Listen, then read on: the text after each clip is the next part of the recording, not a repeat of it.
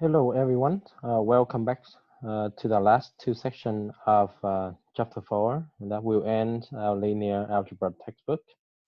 All right, so let's take a look at 4.6, orthogonal diagonalizations. We talk about how to find orthogonal basics and orthogonal matrix using section uh, 4 and then section 5. Now we look at another section, orthogonal diagonalizations of a matrix. So here's a few homework questions that you can play around. Right? You can try. Not too much, but it's good enough to practice. All right, so take a look at the definitions of what it means to create an orthogonal matrix. So remember orthogonal matrix back in section 4.4, we talked about that, right? So it have to be unit vectors, and the dot product or product space between any two vector has to be 0, right? So now we kind of generate that matrix. So take a look at definitions, right? So a matrix is considered orthogonally diagonalizable when there exists an orthogonal matrix such that P's inverse times A times P will give you the diagonal matrix. Okay, so this is the idea of how we would define an orthogonal matrix, or checking if the matrix is can be orthogonally diagonalizable. Okay, so don't get mixed up with what we had before, right? Remember, raised to the powers.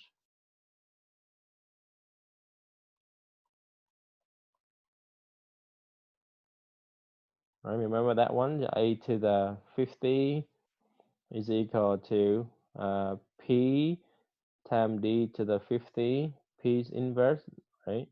So that's something else, right? So that's the only requirement is P is invertible, okay? So in this case here, P must be orthogonal matrix, okay? So P must be orthogonal matrix. Okay, so we mostly gonna deal with symmetric matrix. So any symmetric matrix can be diagonalized by an orthogonal matrix. Okay, so therefore a symmetric matrix is orthogonally diagonalizable. So symmetric matrix is a very special case, but for any other matrix, if you want to see that matrix is orthogonally diagonalizable, if you can find the orthogonal matrix P such that this statement is true. But symmetric matrix is guaranteed that it will be diagonalizable. Okay. All right. So what's good about symmetric matrix is that suppose we have a symmetric matrix and we have distinct eigenvalues. So let's say lambda 1, lambda 2, right? For 2 by 2, but it could be like lambda 1, lambda 2, lambda 3, and so on. If they are distinct eigenvalues, and we can find their corresponding eigenvectors, then those eigenvectors will form an orthogonal basics, and based on orthogonal basic, we can make it become an orthonormal basics, and that will give us an orthogonal matrix. Okay, all right. Now here's the procedures. So suppose we have a symmetric matrix. Then we can find all the eigenvalues and all the multiplicity of those eigenvalues. And for each eigenvalues, we can find the eigenvectors. So when you find the eigenvectors, you normalize it. Now, what does that mean by normalize it? So normalize it means that you're gonna find the unit vectors.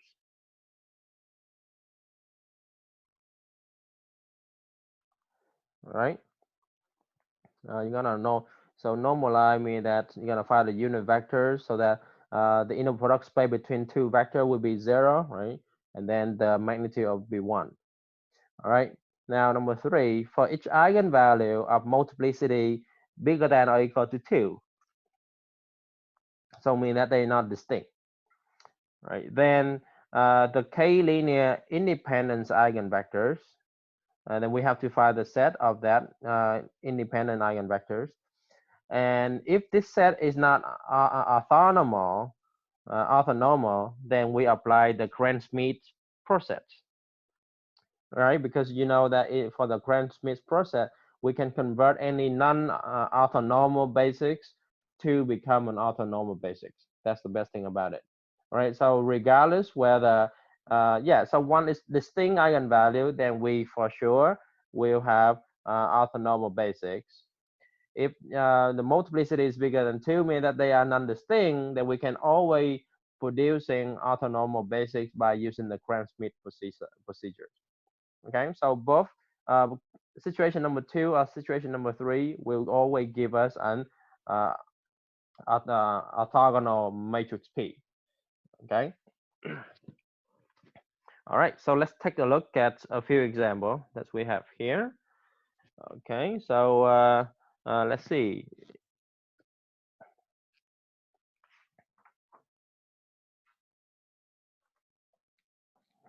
So here's the first example, right?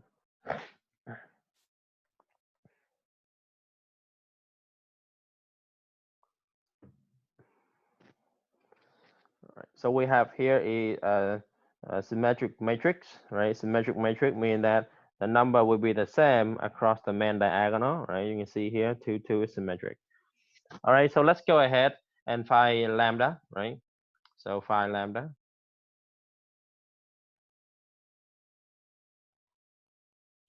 So we set the determinant of a minus lambda I equal to 0. Okay, so this is same thing as setting minus 2 minus lambda 2, 2, and then 1 minus lambda equal to 0, the determinant of this. So we get minus 2 minus lambda, 1 minus lambda, minus 4 equal to 0. And then multiply it out, negative 2 plus 2 lambda minus lambda plus lambda squared minus 4 equal to 0. So we get lambda squared plus lambda minus 6 equal to 0. So you get lambda minus 2 and then lambda plus 3 equal to 0. There we go.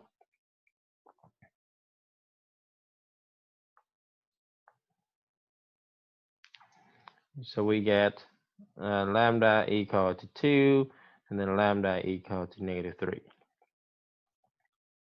So those are distinct lambda.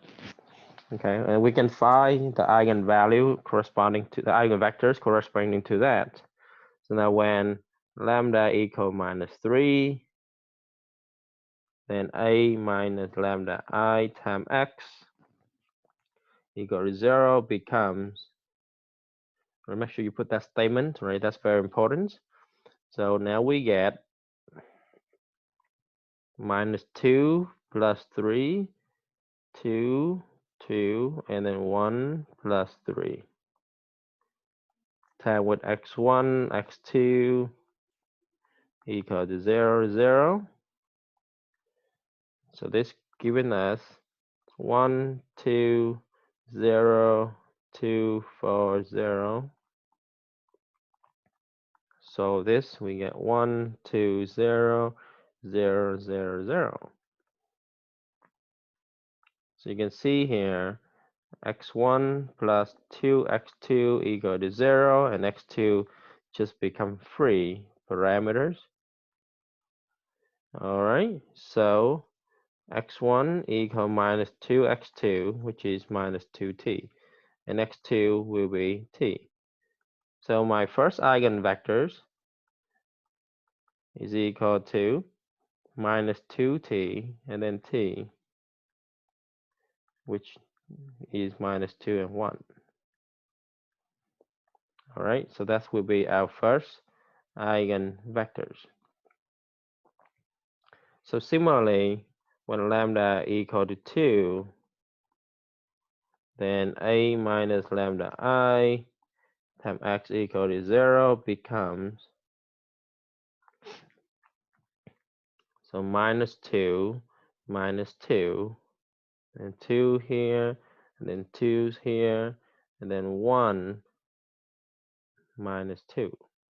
Okay. So we get x1, x2, and then 0, 0. So this gives us minus 4, 2, 0, and 2, negative 1, and 0. All right, so interchange the row.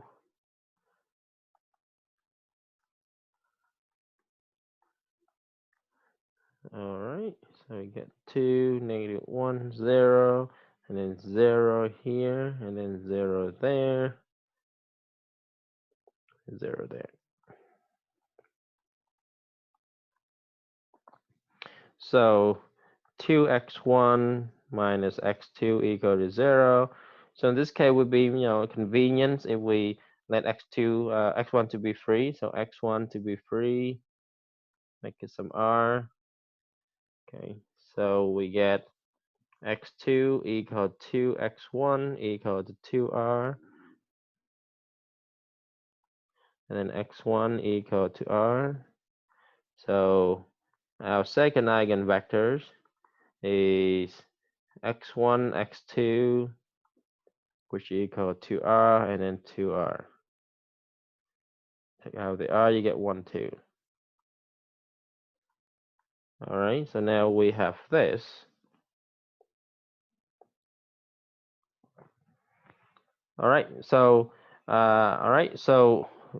v1, so let's call v1. So v1 equal to minus 2 and 1, and then v2 equal to 1 and 2. And for that, we can find u1, which is v1 divided by magnitude of v1, which is minus 2, 1, divided by square root of 4 plus 1. So we get minus 2 over radical 5, and then 1 over radical 5.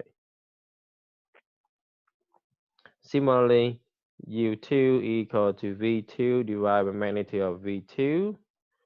So that become 1, 2 divided by radical of 1 plus 4. So we get 1 radical 5, and then 2 radical 5. All right, so P will equal to negative 2 rad 5, 1 rad 5,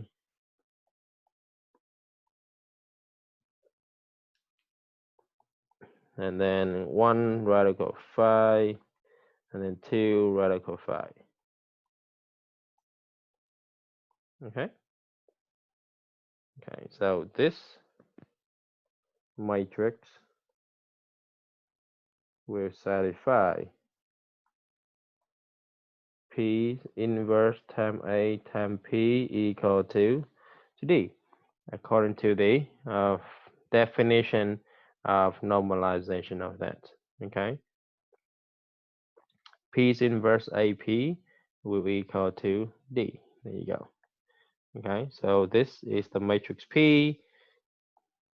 So that will satisfy this expression. So that's how we would find the orthogonal matrix. So this one we'll consider as the orthogonal matrix. Okay, so you can see here we find 2 eigenvectors, and then we normalize it by finding the unit vectors. So you get these 2 columns.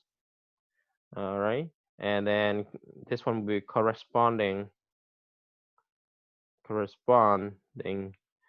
to the diagonal matrix of minus 3, 0, 0, 2. Right, it have to be in go that orders, because we start with minus 3 first, and then positive 2 second, then we have to go in that order too. All right, so that's how we would find it. All right, so the next example is we look at a 3x3 matrix. Just see what happens.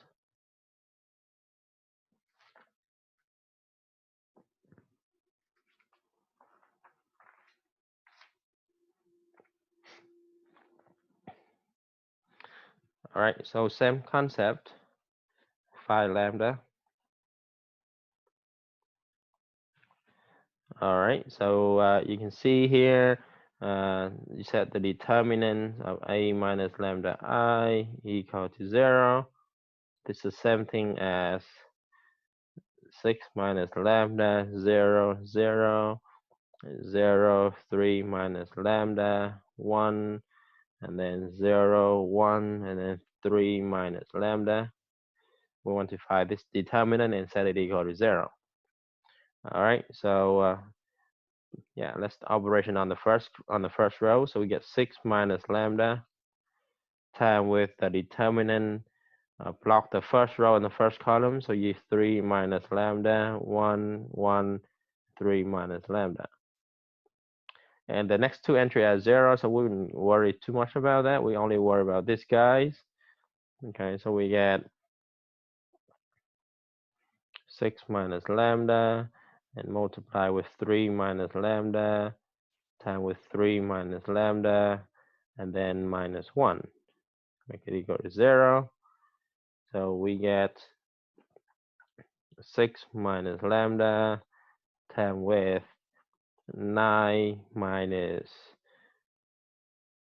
6 lambda plus with lambda square minus 1 equal to 0.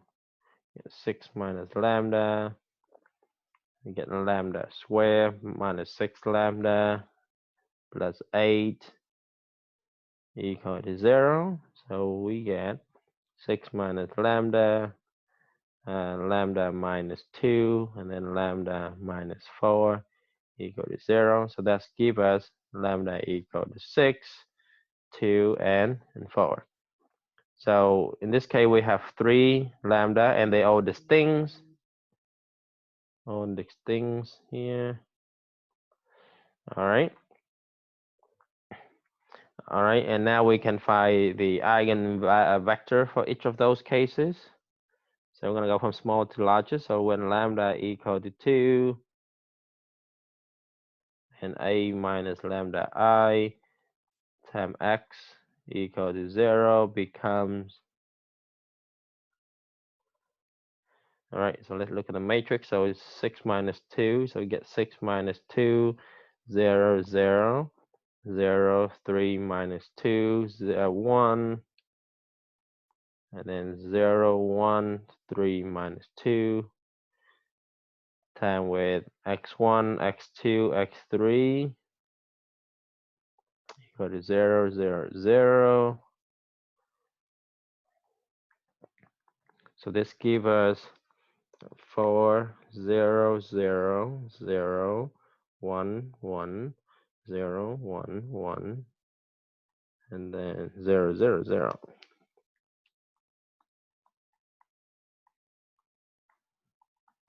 You get 1, 0, 0, 0, 1, 1, 0, and then 0, 0, 0, 0. All right, so you can see here x1 equal to 0, right? No doubt, right? So only one non-zero here and a 0 there. So x1 equal to 0. And then x2 plus x3 equal to 0. And x3, let's set it free here. So we get x1 equal to 0, x2 equal negative x3 equal negative t, and then x3 is 0. I mean t. All right, so my first eigenvectors, so my x1 will be 0, negative t, and t. You take out the t, you get 0, negative 1, and 1. All right, so that's my first eigenvectors.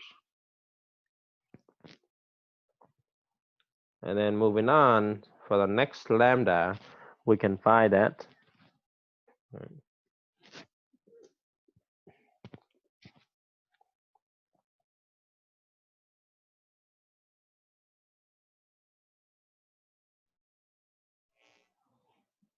All right, so yeah, so we can do the next lambda. So lambda equal to 4, then a minus lambda I times x equal to 0 becomes,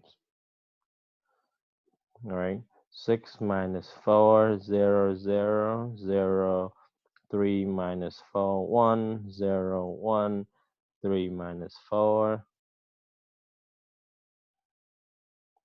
times x1, x2, x3 equal to 0, 0, 0. We get minus 2, 0, 0, 0, negative 1, 1, 0, 1, negative 1, 0, 0, 0.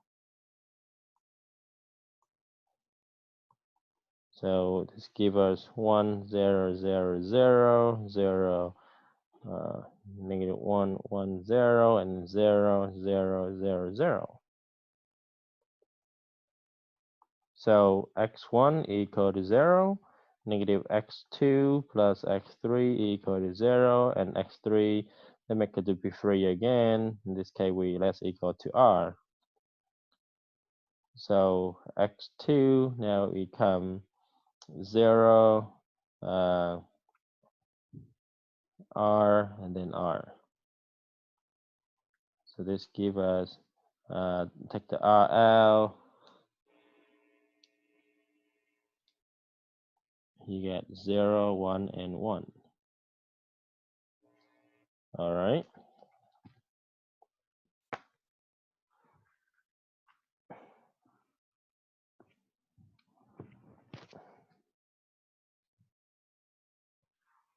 So that's my second lambda, and then second eigenvectors. And the last one that we have here will be lambda equal to 6.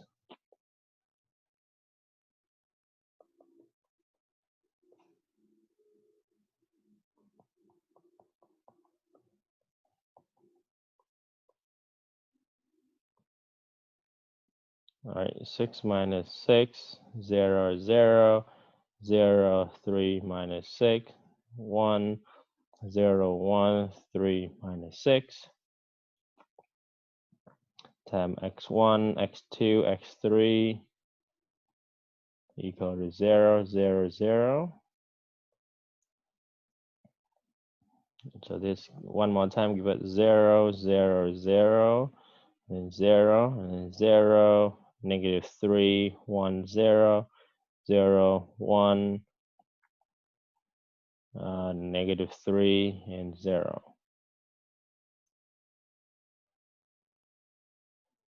So we have here is 0, 0, 0, 0, 1, negative 3, 0, and then 0, 0, 0, 0.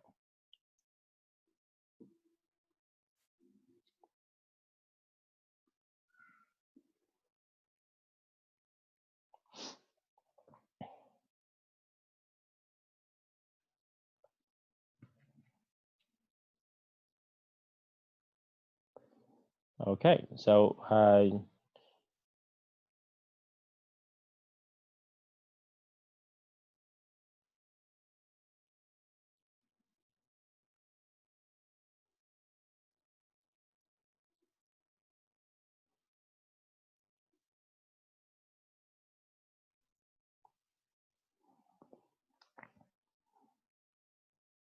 all right, so yeah, interchange row 2 and row 3. We get minus 3, 1, and 0. Okay, so next one gets 0, 0, 0, 0, 0, 1, negative 3, and 0, and then 0, 0 here. So negative 3 row 2, 3 row 2 plus row 3, so that's negative 9 plus 1, negative 8, 0. So if we rearrange that, you get 0, 1, negative 3, 0, 0, 0, negative 8, 0, 0, 0, 0, 0. So this telling you that x2 minus 3x3 equal to 0, negative ax3 equal to 0, and then x1, you can see this is infinite many solution, so x1 just to be free by itself. We call some s. So this tells us that x3 equal to 0, and then x2 equal to 3x3, which also equal to 0, and x1 just be s. So my third eigenvector, so x3 equal to s, 0, 0. You take out the s, you get 1, 0, 0. Okay, so that would be my third eigenvectors. And if we can do a recollection here, so we get x1 to be 0, negative 1, 1, x2 will be 0, 1, 1, x3 to be 1, 0, 0. So there we go. So we have v1 equal to x1, let's call that 0, negative 1, 1. So 0, negative 1, and 1. So therefore, u1 equal to 0, negative 1, 1 divided by the square root of 0 plus 1 plus 1. So we get 0 comma negative 1 over radical 2, and then 1 over radical 2. And v2 equal to 0, 1, 1, 0, 1, 1. So therefore, u2 equal to 0, 1, 1 divided by radical of 0 plus 1 plus 1. Get 0, 1 rad 2, and then 1 rad 2. And last one, which is v3, which equal to 1, 0, 0. So u3 equal 1, 0, 0 divided by radical 1 plus 0 plus 0. So we get 1, 0, 0. So P will contain 0, negative 1 over radical 2, 1 over radical 2, and then 0, 1 over radical 2, and then 1 over radical 2, and then 1, 0, 0, with D equal to 2, 0, 0, 0, 4, 0, 0, 0, 6. Okay, so that's two examples, one with a 2 by 2, one with a 3 by 3. Should be okay to play around with those for exercise. You can get better with that section. All right, and then the last section of the book is quadratic form in 3 variable. All right, so what is this quadratic form in 3 variable? We've seen this one before, quadratic form in 2 variable. So we look at like ellipse or hyperbola. So in this case, we look at 3-dimensional kind of things. All right, so we're gonna have, given that we have ax squared plus bxy plus cy squared plus dxz plus eyz plus fz squared equal to k. K is some numbers. And there exists lambda 1, lambda 2, lambda 3 in that order. So lambda 1 always the largest lambda, and lambda 2 will be the second largest, and lambda 3 will be the third largest. So we don't go from small to largest, but we're going to go from largest to smallest for this situation. All right. All right. So and then we can, yeah, similar concept as what we did before. We can find lambda 1, lambda 2, lambda 3. Then that will be u squared, v squared, and w squared. And if you divide both sides by k, then you will get this expressions, right, equal to 1. Right, similar to the 2 variable, now which is increased to 3 variable. But there will be 3 cases. If there's no negative sign, then it becomes ellipsoid. If one negative, it would be 1 sheet hyperboloid, and if 2 negative sides, then it would be 2 sheet hyperboloid, right? So that's the generalization of that. All right, so here is we have to form the matrix S, just how we did in the 2 by 2. So ABC will be along the main diagonal, and then B over 2 here, B over 2 here, kind of symmetric. And then you can see D over 2 and D over 2 also symmetric, and then E over 2 and E over 2 also symmetric. So that's how we're going to form a matrix S. And when you form the matrix S, you set the determinant of S minus lambda I equal to 0 to solve for lambda, and you're pretty much done. So remember, A always go with X squared, C always go with Y squared, and then F always go with Z squared. And then B go with XY terms, and D go with XZ term, and then E go with YZ term. So those are the things that we need to pay attention for. All right. Okay. So here's the example. So a 5x squared plus 4y squared plus 5z plus axz minus 36. So I think that's the 5z squared right there.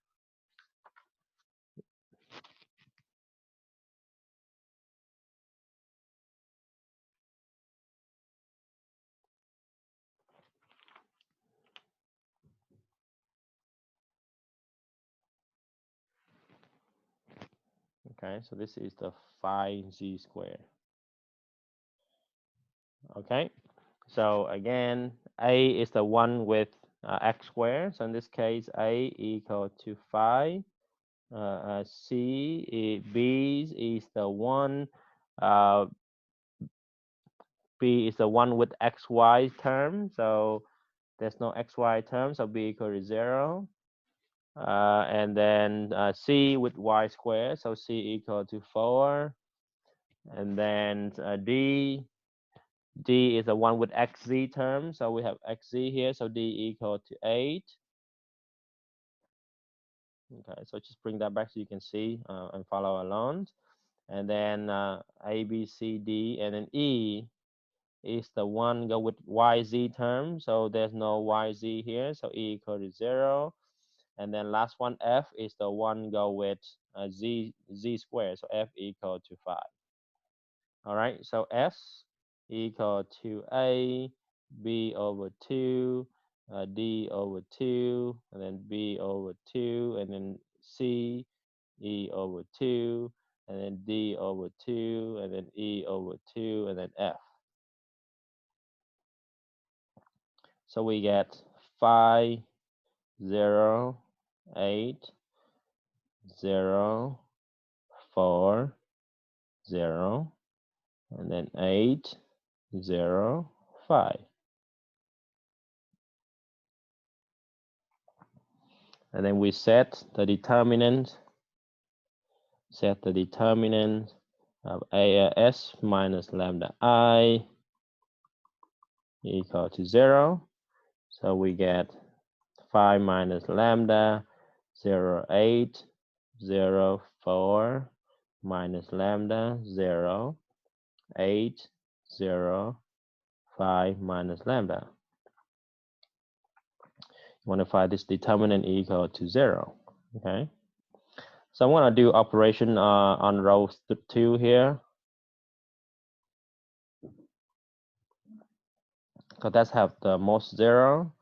So remember plus minus plus minus plus minus plus minus plus. Okay. So look at row 2. So I use negative, plus, and negative. But first and last are 0. We only focus on the second one. So I get 4 minus lambda. So block column. I'm gonna block row 2, column 2. So we get 5 minus lambda, 8, and A 5 minus lambda equal to 0.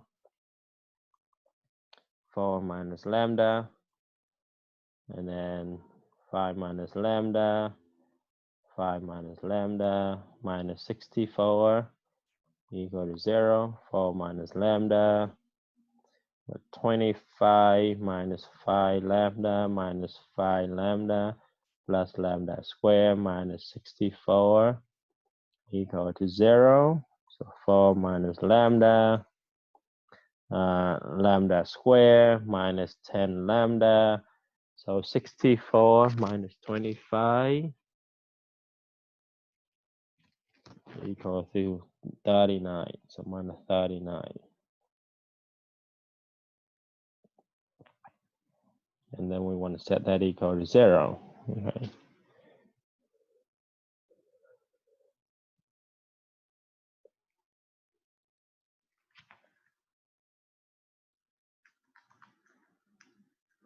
All right, so we have 4 minus lambda times with lambda minus 13, and then lambda plus 3 equal to 0. So you get 4 minus lambda equal to 0, lambda minus 13 equal to 0, and then lambda plus 3 equal to 0. So lambda equal to 4, lambda equal to 13, and lambda equal to negative 3. So remember in these orders, right? So lambda 1 is the largest, and then lambda 2 is, and then lambda 3. So in this case, we would have 13, and then 4, and then negative 3. All right, so that's the order. So lambda 1 equal to 13, lambda 2 equal to 4, and then lambda 3 equal to negative 3. So we have lambda 1 u square plus lambda 2 v square plus lambda 3 w square equal to k. So now go back to the k. So k equal 36. You can see there, right? So k equal 36. If you move to the other side, you get 36. All right, so here we go. So we get 13u squared plus 4v squared minus 3w squared equals to 36. Divide both sides by 36. You get 13u squared over 36 plus 4v squared over 36, and then minus 3w squared over 36.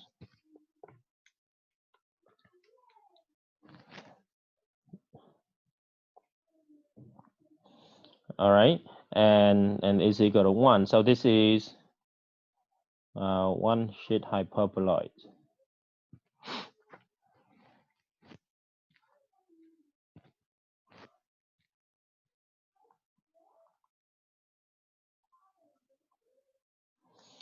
All right, so yeah, just like that.